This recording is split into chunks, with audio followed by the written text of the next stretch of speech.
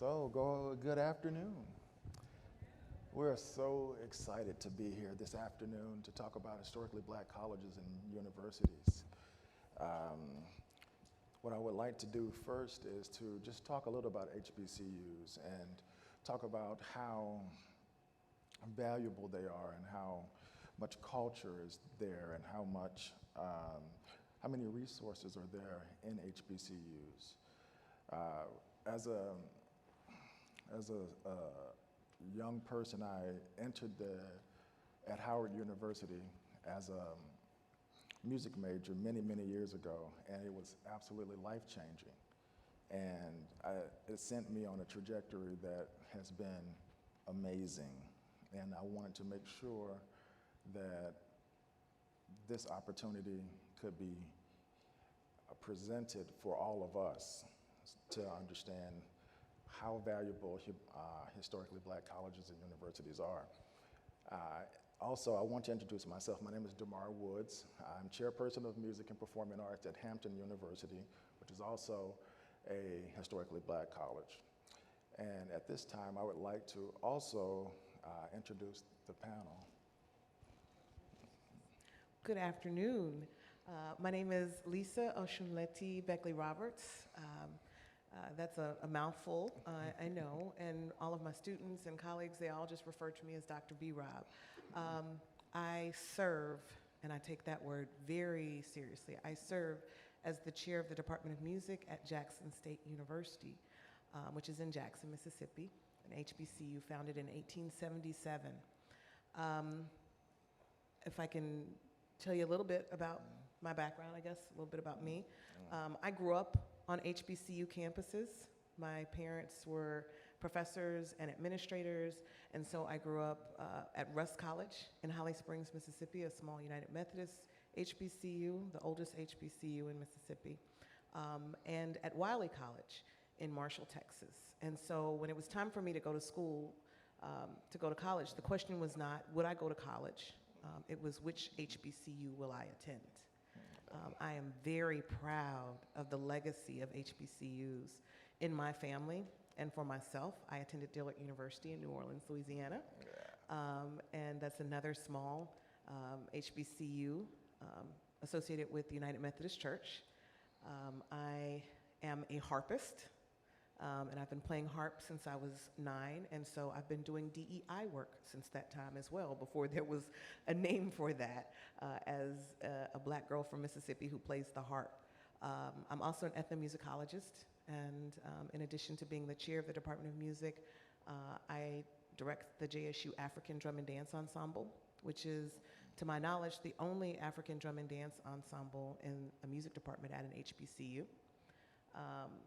And I'm excited to share with you the work that we have been doing at HBCUs, as well as some visions for what we can continue to do and build together at HBCUs.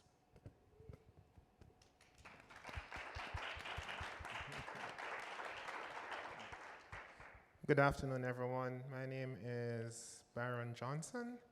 I am the Associate Professor of Music at Alcorn State University in Mississippi, and I'm also the Director of Global and Multicultural Programs there. And I also came through the HBCU experience. When I first came to the United States to study, I don't know if you can realize this, but from my accent, I don't sound American, and I certainly don't sound like a Southerner. I'm actually from Jamaica. I went to Talladega College, got my bachelor's degree there, and while there I understood perfectly the importance and the need to have HBCUs existing in terms of the opportunities, in terms of the sense of family, in terms of seeing things from a different perspective. I learned all of that during my Talladega years. I am proud that I represented that institution well at the Rome Festival in Rome, Italy. I'm a singer, by trade, or if you want to call it by specialization. And eventually I moved on, got my master's and doctorate at the University of Southern Mississippi. And now I have been at Alcorn State since 2011. I have seen a lot of growth at Alcorn in terms of the music, in terms of what the students are doing, have done, and continue to do, in terms of what faculty do. And I am sure my colleagues will agree with me when I say that the talent, the raw talent, and outside of music, you'd be surprised how talented a lot of these students are. And you'd be surprised when they tell you that music is not their major. But having said that, you'd be surprised at the talent that you see who are musicians, yes? And all we need are the opportunities. We need the opportunities, we need the funding, we need people to hear us, we need people to understand that we have the same cadre and caliber of students and faculty that exist in any other institution anywhere in the United States, and for that matter in the world. And so, thank you. And so the passion that I have is trying to ensure that the same opportunities, the same way that Talladega saw something in me, the same way that my voice professor there saw something in me that I didn't even see in myself. That's what I try to do with our students. But more importantly, that's what the larger arts world needs to do with us. How can we help them? How can we pay it forward by giving them, as Jesse Norman once said, a hand up, not a hand out? And that's why I'm here today. I'm a product of the HBCU experience, and I'm also a very proud product of the Sphinx Lead program. So this is really full circle for me, and I'm excited to have this conversation, and I'm very happy to be here. Thank you.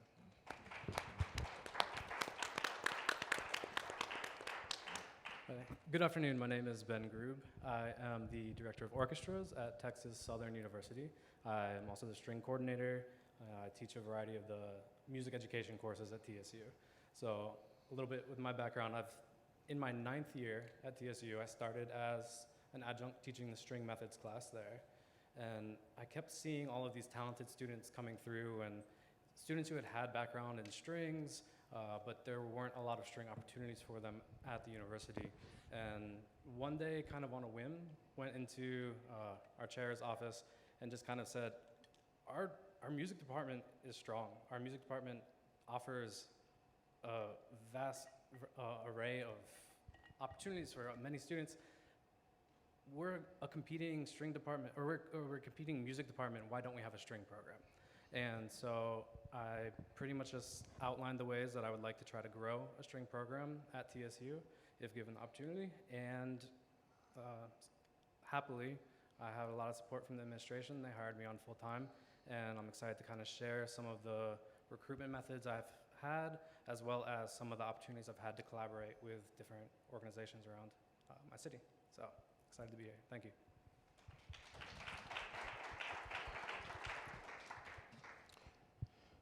I wanted to continue the conversation. What are some of the challenges that HBCUs face when creating a pathway to the orchestral world, opera companies, and other organizations who desire to assist in this work? I'll jump in. Okay. And I'm sure we have very similar challenges at all of our HBCUs. Jackson State University is known as the home of the summa cum laude of bands, the sonic boom of the South. And what I like to tell people is we're the home of the sonic boom of the South and so much more. That is an amazing and a beautiful culture we have, attracting people because of the popularity of our marching band, but that is not all that we do. So what do we need to make those connections? Resources. We need an opportunity. We need a door opened. Thank you so much, Byron, for talking about how amazing our students are. They simply need the same opportunity that everyone else gets at other schools, for them not to be judged as, because they're at an HBCU, they could not have gone somewhere else. We have some of the most amazing musicians, and one of the things that I think is very important is that we meet people where they are and we get them where they need to be. I have found, as a Mississippi native, that oftentimes some of the most talented and amazing musicians are in churches. They are singing, they are performing, not art music.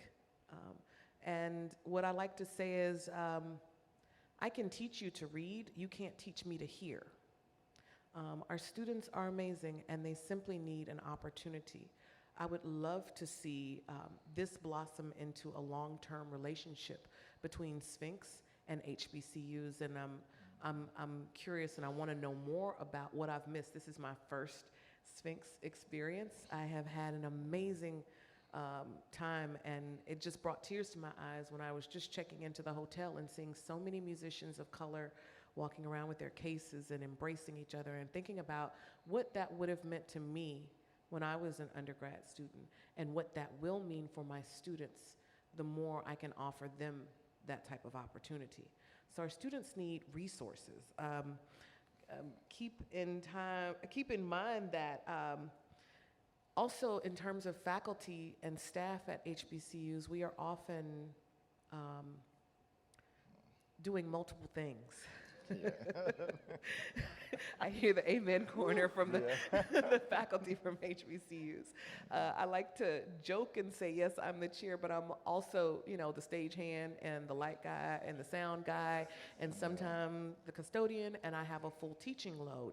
And I am directing an ensemble, and I think that your experience of going in and speaking with your chair about, hey, we could do this, is not unusual. I've never been told I couldn't do something at Jackson State, as long as you cover those music history classes that you're supposed to and those other courses that you have to get done. So I think that it's important for our colleagues at other institutions and in professional ensembles recognize that we are doing quite a bit, and so a little bit of understanding and giving us a little bit of grace in terms of working with our students and working to build those relationships would be really important. I think if you are serious, if any performance ensemble, any predominantly white institution, any conservatory is really, really committed to having a diverse group of students come to your organization or institution and be comfortable to stay at your institution, it is imperative that you connect with HBCUs. It is imperative that you work with us along that path, nurturing relationships and doing what is necessary to, again, not just bring, and this is, I'm preaching to the choir, I'm sorry. It's more than just bringing people of color and diverse backgrounds into your organization, but it's about providing them with the resources and the infrastructure to keep them there comfortably. And so I think that's probably what I would respond to that question with to start, and I'm excited to hear. I know you all have some additional thoughts. Well, yes, you're absolutely right. The first thing that you said that came off the top of your head, which I think is the first thing that anybody would say up here, is funding. You would be surprised. Every time I have to take my students to a competition, or I have to take them to a production, or something that I would like to do, the first thing I have to think about is, okay, how am I going to finance this? Finance it with what? Because most times there is a zero budget, like $0. Unfortunately, in the arts, Leontine Price said it best, that the arts, we're always having a tin cup stretched out, asking and begging. But when it's time to showcase, an institution at its best, we're the first ones that are called upon. It's the strangest thing. And for most institutions, and I can speak with authority about HBCUs, regardless of the degree that you're going to get, most people will use the performing arts, the band, or the choir as the barometer on whether or not that school is doing well. Regardless of anything else, they always want to see what's the band doing, how is the choir sounding. And you may have a stellar program in STEM or in other areas, but those two are considered the bastions. Those are the image that people look at. But unfortunately, those groups are always the ones that are struggling in terms of finances, in terms of getting the funding, in terms of getting the support. And so it would be great if we have the financial support from the corporate sector, as well as from the state, in terms of, and sometimes in administration too. It's not, and I'm not knocking any administrator for that matter, but understandably, when the funding is limited that comes into a school, then it's this headache of who gets what, when and where and how much. And a lot of times the arts tend to be the area that gets the biggest hit. So if we could get some funding, if we could get that kind of financial support, both from the corporate sector as well as from the community, that would help our programs so much. You would be surprised, the difference it makes when there is a budget as against when there is no budget. You would be surprised. And I keep thinking of how much more could be done when I see students, when I see the promise, when I see the capabilities, but the hindrance stems from lack of financial support. And that is something that is always at the forefront of my mind. And the other thing, before I turn it over to you, is that so often we would love to have more partnerships or more interest coming into us from the institutions out there that show interest in the performing arts. But unfortunately, the interest is not directed to us. They don't see us, but we literally are an untapped resource. For every one student that gets into a graduate school, you'd be surprised that there are 6 more just as good as they are, who are right there.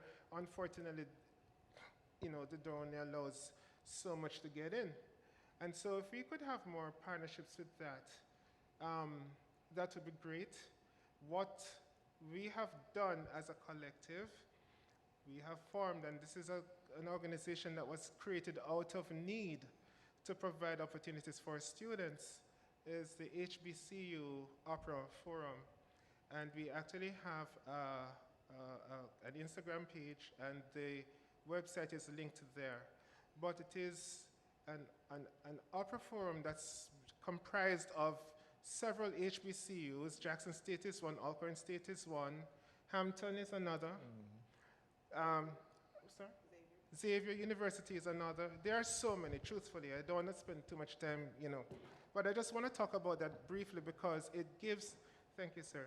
It is an opportunity for HBCU students to have some form of creative outlet because we understand the intricacies and the sensitivity that sometimes hinders a student from having access to things that would augment and help their career or their training that are not necessarily the same problem that students at, say, a PWI would face.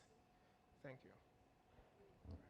I would also say, second to funding, one of the challenges that I've come to find is time and follow-up.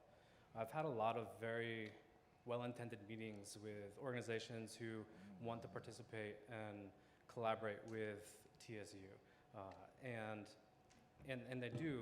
The problem is after that first initial meeting, often you don't really hear anything back. It's like they kind of checked it off their schedule. They did that, and then moving on. And yes, we're all incredibly busy in that sense that it's hard to find the time to do these things, but I've gotten very comfortable just kind of showing up places and reintroducing myself, and just kind of making that, pushing that follow-up through. And they do often want to help. So it's a matter of just trying to kind of follow through, repeat yourself if you need to, not me needing to be afraid of overstepping or asking too much. If they offered something, taking them up on that. So the time and the follow-up has been a challenge for sure. Wonderful, wonderful. The next thing that we wanted to discuss is what would be your ideal scenario for collaboration with orchestras, opera companies, and other organizations? Also, and could we also discuss what has already been successful?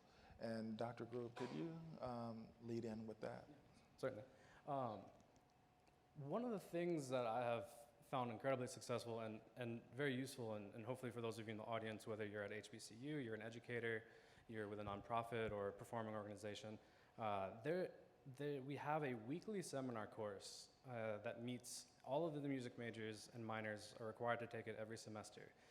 It's essentially like your school's Tuesday recital. It's intended as an opportunity for the students to perform and get feedback. It's on performance and critical listening.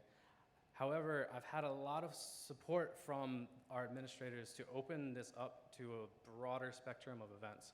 So in this seminar, I'm able to invite nonprofit organizations, financial advisors, audition committee members to come in, yoga instructors, mental health advisors and professionals, and even brought on the Houston Musicians Union president to speak. And it's a built-in audience. It guarantees that your students are going to show up because it's their class. They have to be there every week. And it's an opportunity to get them exposed to a lot of different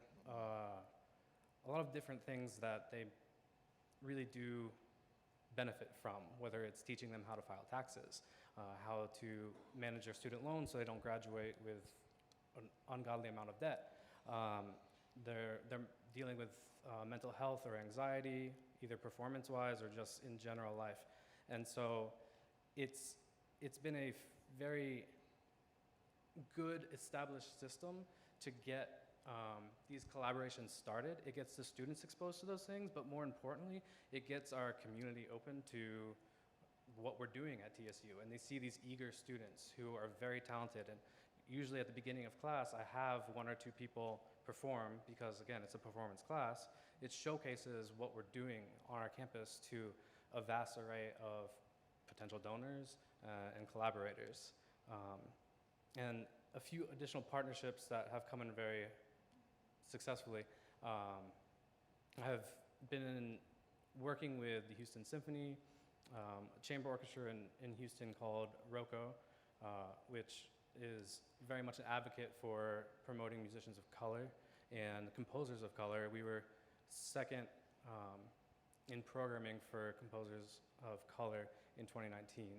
So it's a big initiative for them, and they've collaborated a lot with not just the musical side, bringing their musicians in to work with ours, but incorporating our students and showcasing them in their landscape. So partnerships with, we've had some internships that were paid for our students to work with to get an idea of the administrative side and behind the scenes, and just really exposing them to being out in the musical landscape. So it's important to bring people in to our schools to see what we're doing. And I think it's been even more beneficial to get our students out into those different programs.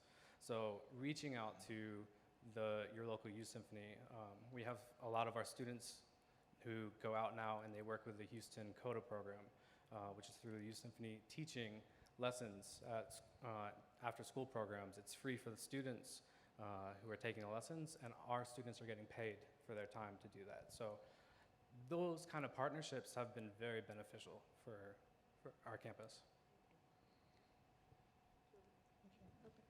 Yeah, I would definitely agree. We have the recital hour every Wednesday at 12 noon. And one of the, I mean, I don't know, we can say there were, some positive repercussions of COVID. One of the things that we learned that we could do much more efficiently was to do virtual meetings. And so we have also utilized recital hour to bring in local and regional people from nonprofits, from schools that have graduate programs, from orchestras, from Chaminade Club, all kinds of clubs, but to also bring in people to talk about their programs and to offer that type of advice really hands-on to our students virtually during that time. I would say that there are lots of ways that we could connect, and some ideas that I have. I want to just take a second and mention that HBCU Arts is a phenomenal organization, nonprofit organization, that is a great way to connect with us. I'd also like to just, I'm kind of, my associate provost always talks about, we both have a love of cowboy boots. We talk about boots on the ground, and so some really simple boots on the ground things that I think are important for ensembles, professional ensembles to think about, or graduate programs to think about when making these connections with our students, is that there may be issues that our students are experiencing that they may not be experiencing at other places. For instance, having an audition, along with the normal stresses of an audition, may cause extra stressors for our students if they're a little bit embarrassed or concerned about their instrument, the quality of their instrument. I can't tell you how many recitals I sit through and I just think if this kid had a better working instrument, they're using a school instrument, or they had someone who would support them in that way. Thinking about pipeline programs, developing a long-term relationship, again, not doing that initial check it off the list. We went and talked to those students, or we had them come and visit our campus, but true interactions and relationships between faculty and staff and students, exchanges, because our students have a lot to offer. Your organization, your program, our students have much to offer as well. I've got the most amazing faculty at Jackson State. I can't tell you how good they make me look all the time. It's just a gift. And the students, and so keeping those kind of boots on the ground tactics, connecting with organizations that specifically work with our schools, that are a part of our schools, the HBCU Opera organization, HBCU Arts. All of us are connected. We see each other often. We travel in the same circles. HBCUs are very much also a family. I love that I've heard people several times mention this being like a family reunion. It's a small world, and in music at HBCUs, we are constantly collaborating. So if you reach out to, I think, one of us, there's enough for all of us to get a little piece. We can all work together and share that information. And so those are some real practical ways that I would love to see connections happening. Grant opportunities. I don't think that we should miss the chance to allow us to work with and for organizations. Sometimes we just need an opportunity. We're all scholars, and our students are incredibly talented and have a lot to offer the world. And so I think that's where I'll stop. Just piggybacking on what they have said, yes, the recital hour, of course, is a very important component in the development of a young musician's life. And truthfully, for teachers too, because sometimes the advice that you give a student, you say, Byron, the next time you're practicing, you might want to take that advice for yourself. They don't know how many of us as voice professors or music professors that teach an applied subject, sometimes you get a breakthrough when you're helping your student and you realize, you know what, I should take my own advice, right? Full transparency. But one of the things that I'm really happy about with regard to collaboration, and you mentioned about community involvement, is that I made sure to ensure that my students are active in the community.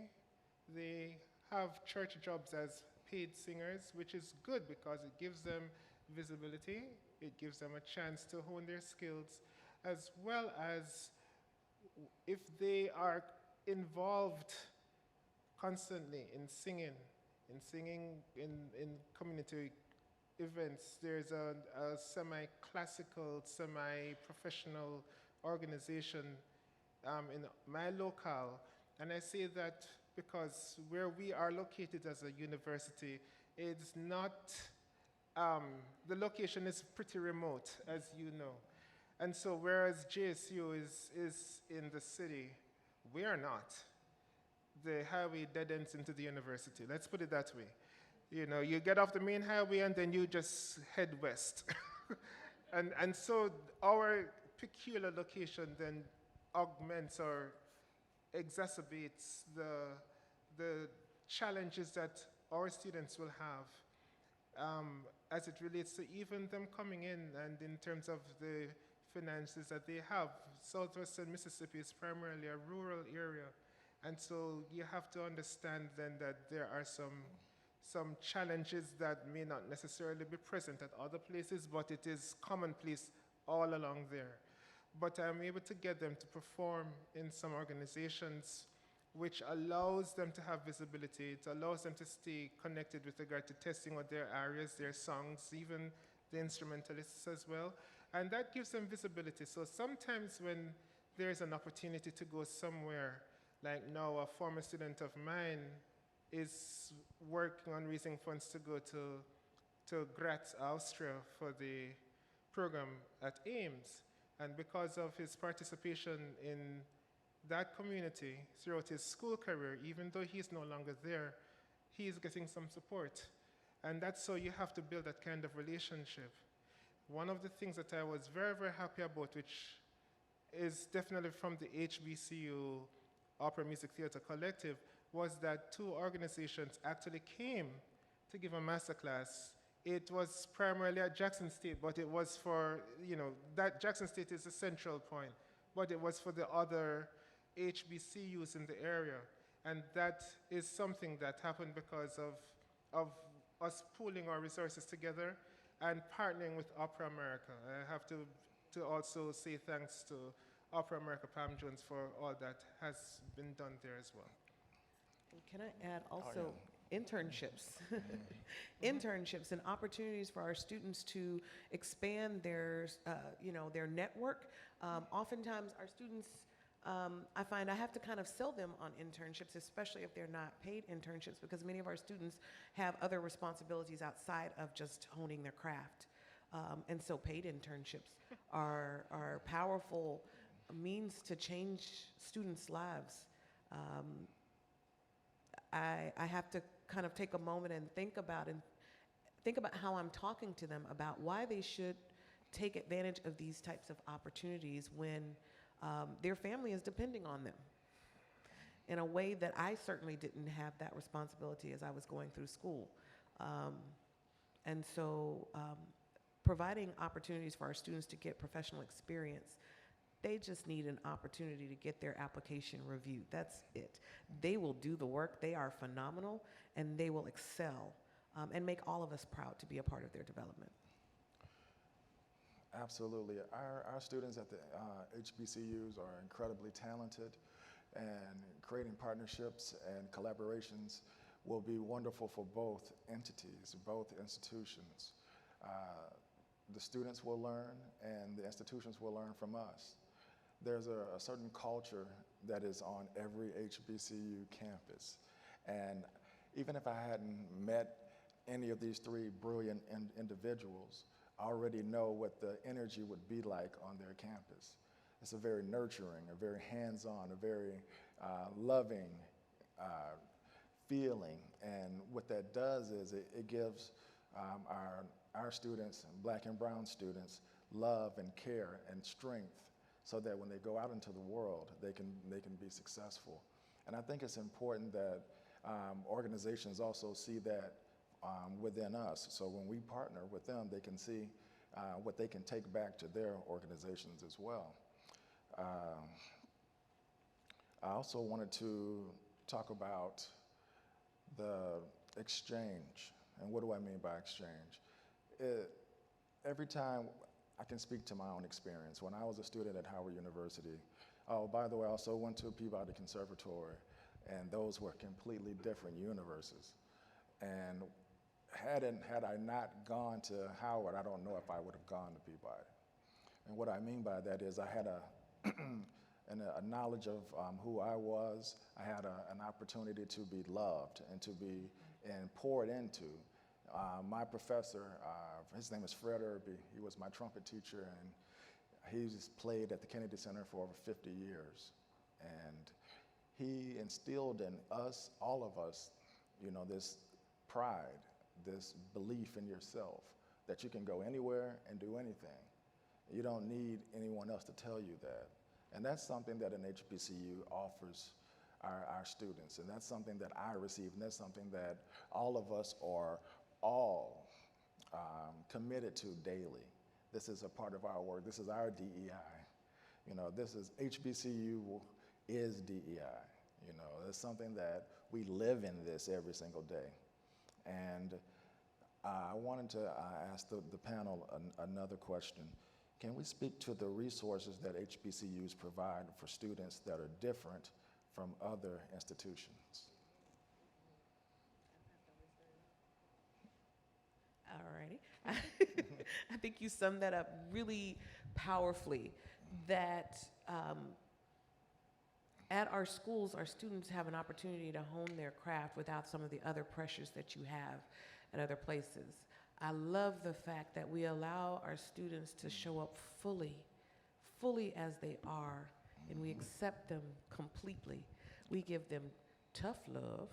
All of my students know about Dr. B. Rob. It's going to be a tough, we'll have a fireside chat quite often, or come to Jesus, as my mom would like to say. But being in that environment is a safe place for us to do that. And I went to Dillard, and I was a harpist, and it was great because I had an opportunity to play not just at Dillard, but also at Xavier. Some of my best friends were at Xavier to play. I played with the Loyola Symphony and Tulane, and I even came down to USM and played a lot. And so having the confidence to walk in those spaces and then later to go to graduate school at Florida State, I learned that. I developed that at Dillard. And so it's really powerful that we do that for our students. And then when I went away and I went to PWI for graduate school, and in that environment, I was othered so much. I was the voice of Black America in some environments. There was just an immense pressure. And I was grateful that I had that time at Dillard so that I had the confidence to be in those situations. And it wasn't until I went back to an HBCU I realized that as a woman, I'm a minority. I didn't even realize what a male-dominated field it was to be in higher education in music as a woman. But it was because I had the opportunity to be poured into so much at an HBCU. And then also support and understanding without judgment is something that we provide. I know that I don't understand all that my students are going through. My students are having real life struggle. And I probably had some of the same challenges, some of the same pressures and emotional and perhaps other disadvantages, but I didn't even have the words to articulate what was going on. And so I'm grateful to be at a place where I can empower students to advocate for themselves in a way that is different from how I knew how to advocate for myself, either in undergrad or as a graduate student. And then unique opportunities.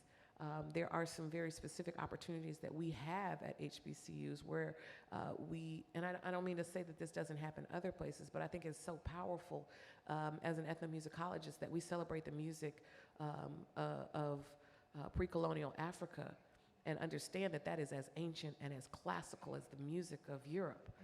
And to do that from a scholarly perspective and to tell students, to look them in their face and talk about the power and the artistry and the brilliance of them as a people in the past and the present and in the future is something that I just love and I adore that I'm able to do that for students. Wonderful. For the sake of time, we're going to go into the Q&A section. And also for the people who are listening virtually, welcome to the virtual audience tuning in as well. You can ask questions at either mic, or via the Sphinx app in the Q&A section of the REN Live tab with access code REN.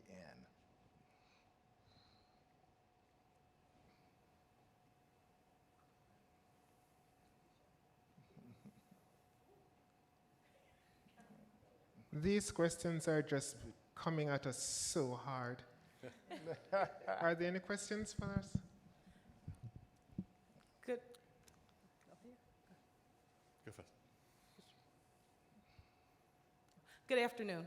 My name is Dr. Jolie Rock. I'm the founder of HBCU Arts, and I'm a faculty member at Prairie View A&M University in Texas.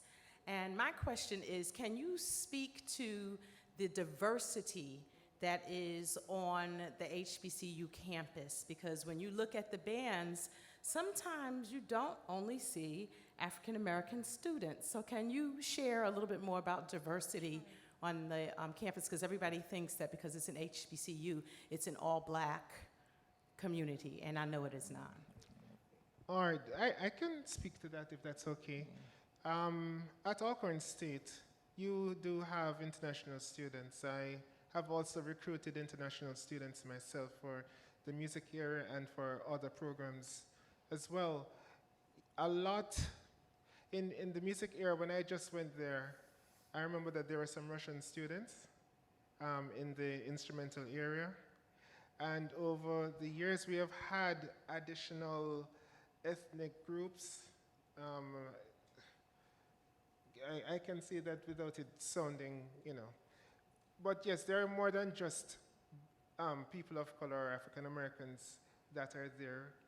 As Director of Global Programs, I see a lot more of the diverse population, primarily because many of the students that I am dealing with are international students, and these are students from Asia, from the Asian Pacific area, and also from South America, and as well as from Canada.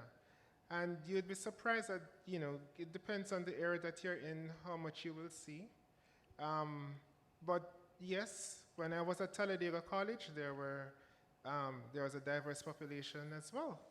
And I know at Jackson State, because I have seen them there, that there is diversity amongst the students as well as faculty. We have a diverse faculty at my institution, and I know that they exist at Jackson State as well as others. Don't know if anybody else wants to piggyback on that. Yeah, I would second that. Houston is the most diverse city in the United States, and our campus, both faculty and students, represent that well.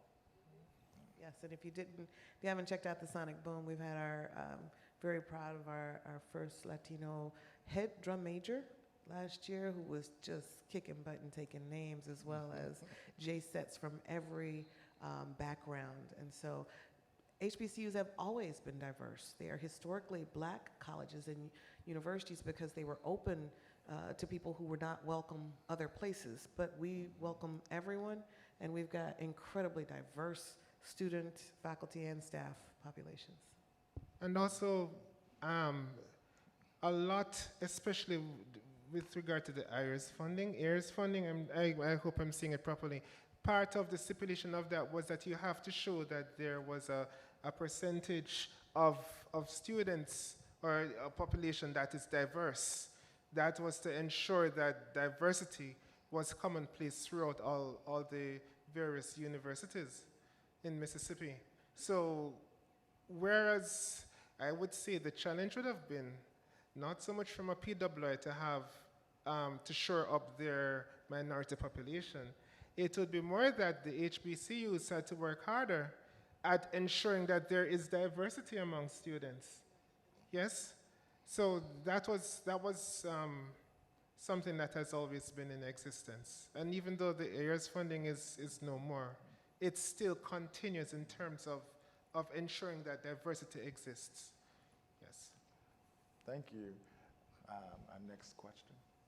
Good afternoon. I'm with the Charlotte Symphony, and our local HBCU is Johnson C. Smith University, and with them we're trying now to start an orchestra program. But my question is, do any of you know of any models in your mind, for fellowship programs that HBCUs have with professional symphony orchestras in the States? I know of one that the Virginia Symphony has with Old Dominion. Old Dominion administers it. Are there any others that come to your minds that we could look to as examples? I am not aware of any, though I am all about trying to help us develop one. Call me. We could work on that for sure. I'm not aware of one that we could model. No. At TSU, we have partnered with Houston Symphony, and it's still in the very early stages. But so far, what we've been able to do is bring out some of the symphony members to campus to work with our students, and then as well providing opportunities for our students to go to the symphony to see open rehearsals, to sit on stage, do side-by-sides with the symphony, and as well as providing tickets for our students to know that they are not only welcomed in the hall, but celebrated and are expected to come whenever they want. I should say that with the Mississippi Symphony Orchestra, our students can attend concerts for free, which is amazing, and are able to go to rehearsals.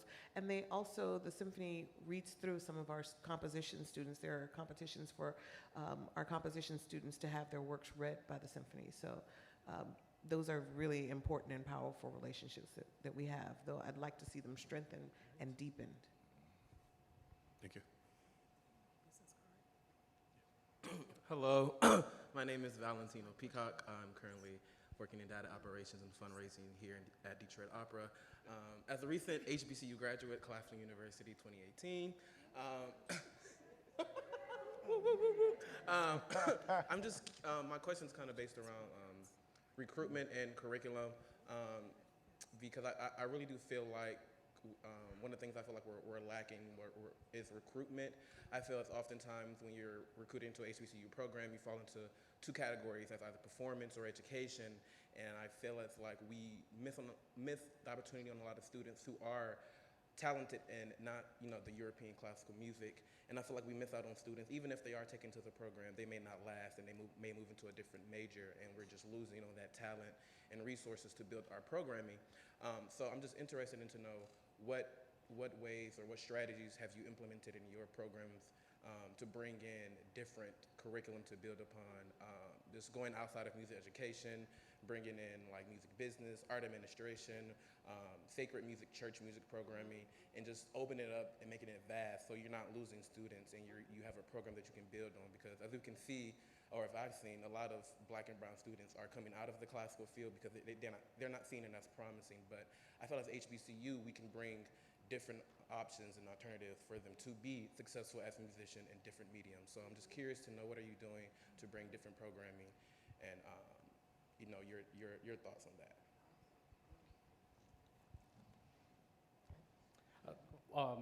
So from starting my program, there were no string players when I first came, and what I found to be the most helpful was just opening up the floor to just get people into the building.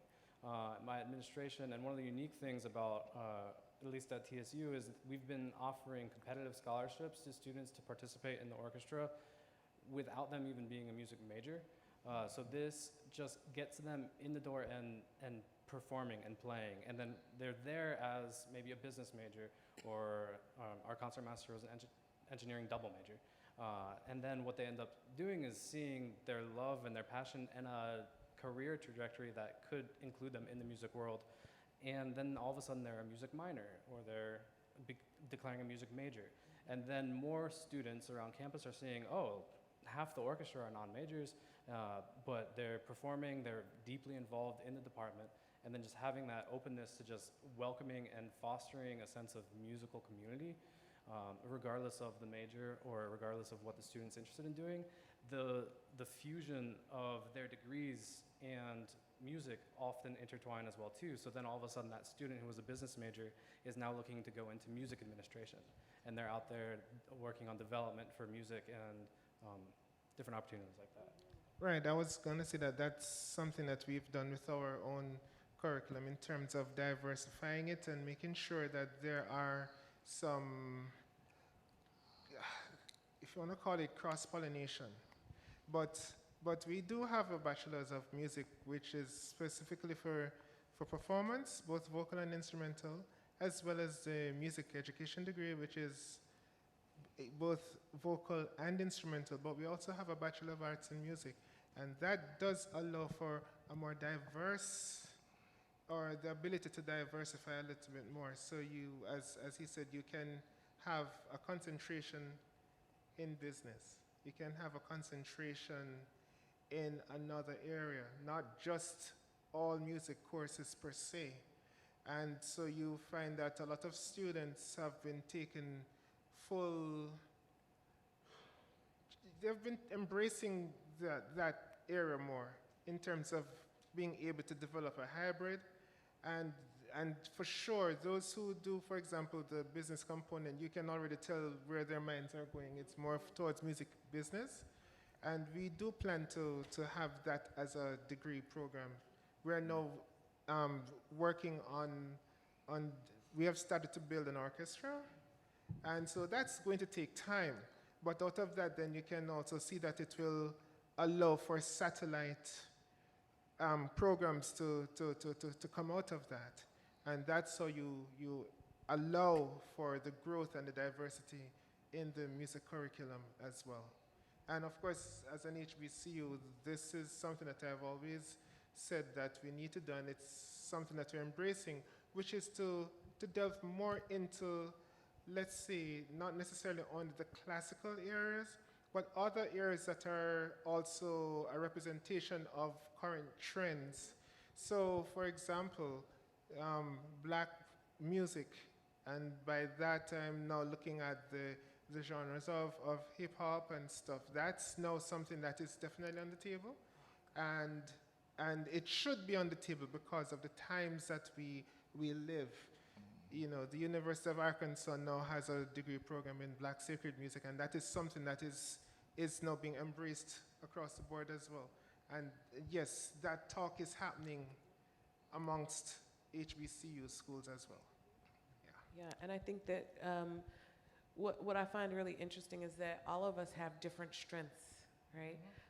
There are a few of us, there are, I believe, 7 that have jazz studies programs out of all the HBCUs.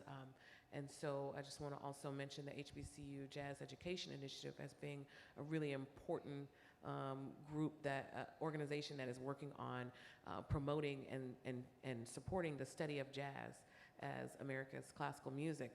Also, we have, we've recently developed a certificate in music industry because we understand that there is a vast interest in a more multidisciplinary approach to the music industry. And so we've got that going, as well as music technology. And we're constantly trying to talk to our students about, I know what I did. And oftentimes as music faculty, we expect everyone to learn what we learned because that's the way it was, and so that was the right way. And so we have to kind of undo that thinking and talking to our students about who are our students now, what do they need, what do they want. And so I think that, and I know that with another brother chair over here for another music department, you'll find that many music programs are doing that type of internal exploration. Our bread and butter in terms of recruitment has always been our ensemble scholarships. And that's what it has been. But even with that, trying to open up new doors and avenues to support students' interests is a part of what I know many of our programs' missions has been over the last 5 to 10 years. And we need you to come back and work with us and help us to know what did you get, what didn't you get, and how can we support and make sure we're providing for the next generation. If any of you are going to be in the state of Mississippi, particularly in the Southwest area in the month of April, the Alcorn State University Jazz Festival is coming up in April, and it's actually one of the oldest jazz festivals in this side of the region. So if any of you are coming, you can always come down to the reservation, as we would say.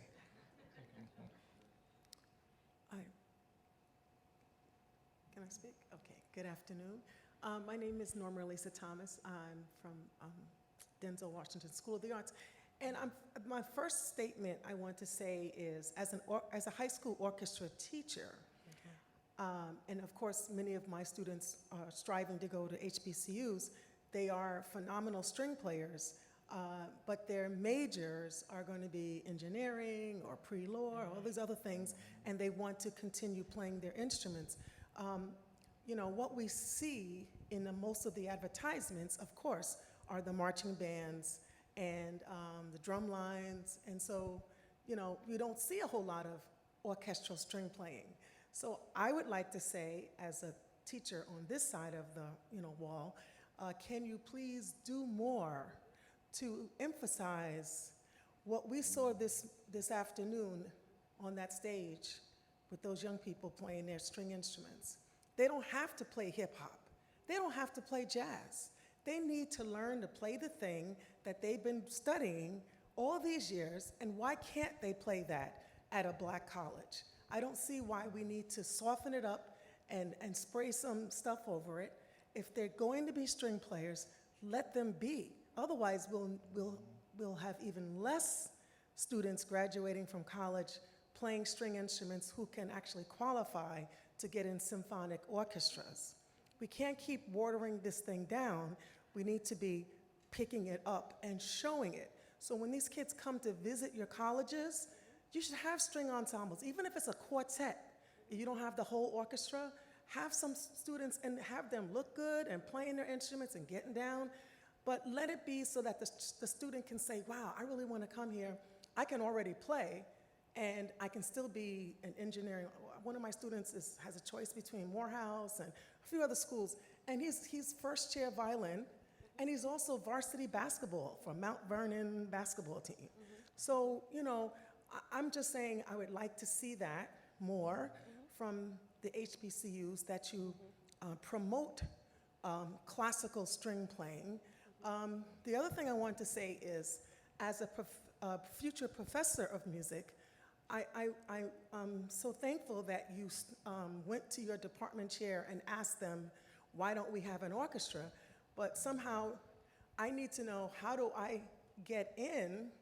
Because you don't see these positions advertised as orchestra directors. They don't exist in the HBCUs.